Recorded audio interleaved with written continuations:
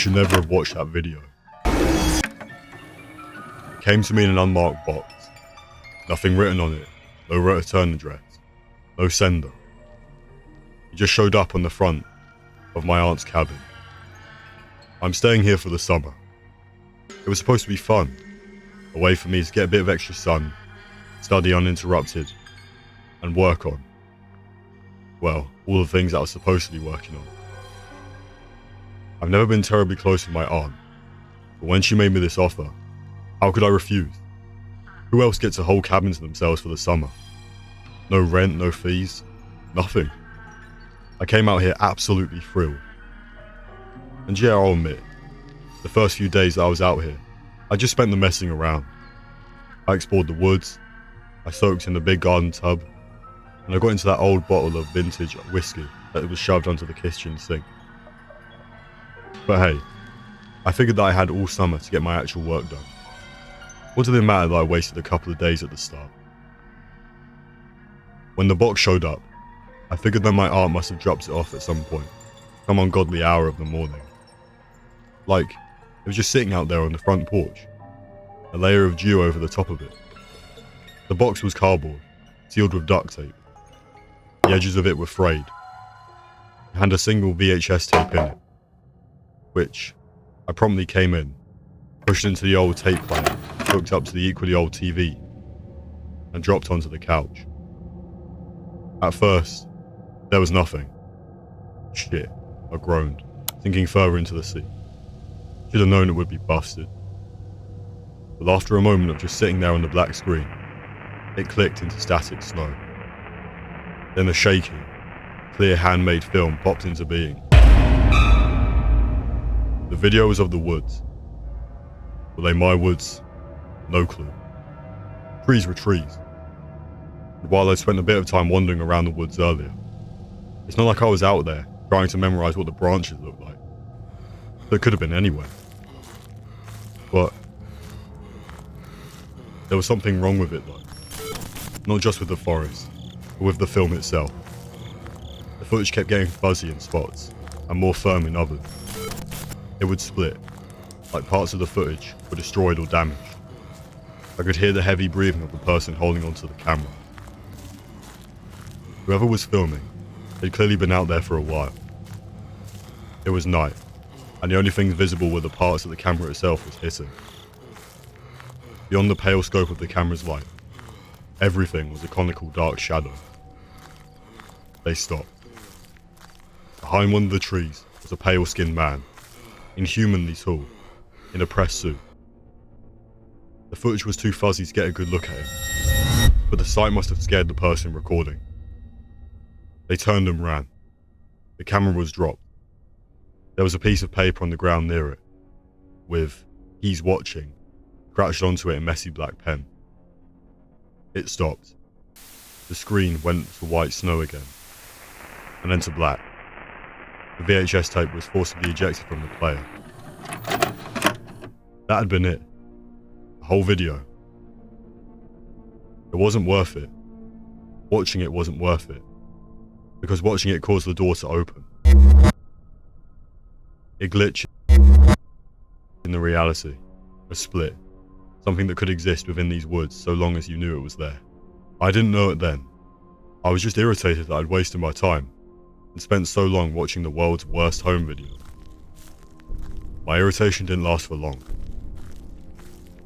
I started to see him. The man. The tall, skinny man. Slender Man. He was in the trees when I went for a walk, just in the corner of my vision. When I would startle and spin to look, he'd be gone. Out of the window of the cabin too, I would catch a glimpse of him, and then realise nothing was there. It's not that I was seeing something else and mistaking it for him. It was that the Slender Man seemed to only exist if I wasn't fully looking at him. Like he was pushing into reality during the moments that my attention wasn't totally on him. And then the note showed up, scattered in the woods around the cabin, pinned to the tree with crooked rusty nails, and holding the same messy pen scrawl as the note had been visible in the video. I had no idea who was putting them up, The guy that'd been carrying the camera, maybe? The person that had dropped the box off in the first place? It was impossible to tell. But their messages were haunting. One of them read, "You shouldn't be here." And another one of them, "Run, run, run." They were warnings, steadily getting closer to the cabin. The Slender Man was too.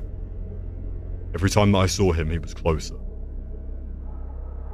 One morning I woke up and saw him, just for a second in the reflection of the TV screen, right outside of the cabin window.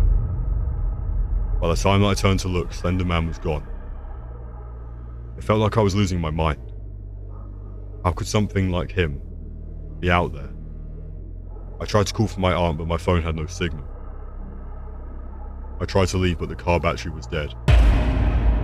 None of the electronics in the cabin would work, except for the TV and the VHS player. That's why I'm here now, crouched in front of the TV with the VHS tape running again, trying to see if I can find any answers in the grainy footage. Nothing on the first half, as the person holding the camera moved into the woods.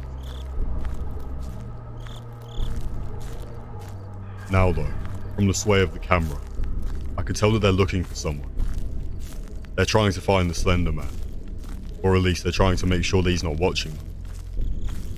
Then, when the camera lands on him, I lean forward, hitting the pause button. The shot freezes on the image of the tall, pale man. Only, it doesn't really freeze. While I had the video paused, leaning close to the domed, curved out screen of the TV, I find myself faced with a ripple. It spreads through the image. I think it's a glitch on the tape first, but then it takes a more distinct shape.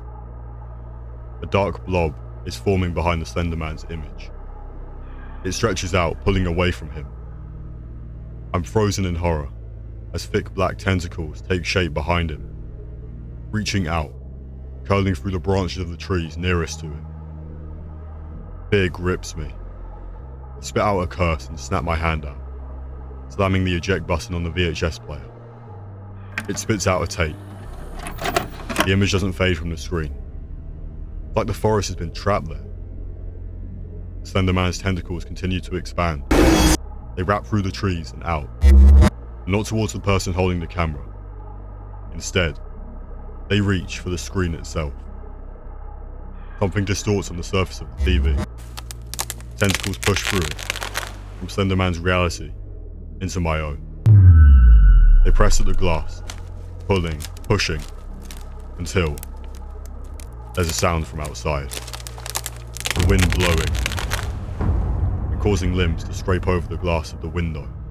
It's enough to break the trance that I've fallen under. I throw myself over the back of the couch, one foot catching on the surface of it and tripping me. My knees smack painfully onto the wooden floor of the cabin, my palms smacking down at the same time. I twist, kicking outward, and throw myself up onto my feet. I don't stop to look backwards and see what's happening. I already know. The bridge between our worlds has been cemented in foundation. Slender Man is pulling his way out of one forest and into another, coming for me. And he will find me. I know it's the same way that a mouse knows they're about to be grabbed by the cat that's chasing them. And just like the mouse never stops moving, I run away, throwing myself out into the forest, beyond and hoping against all hope I might be able to get far enough, fast enough.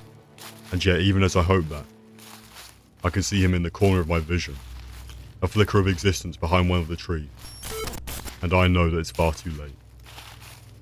I was doomed the moment I watched that tape. All I can do now is hope that it's not too late for you.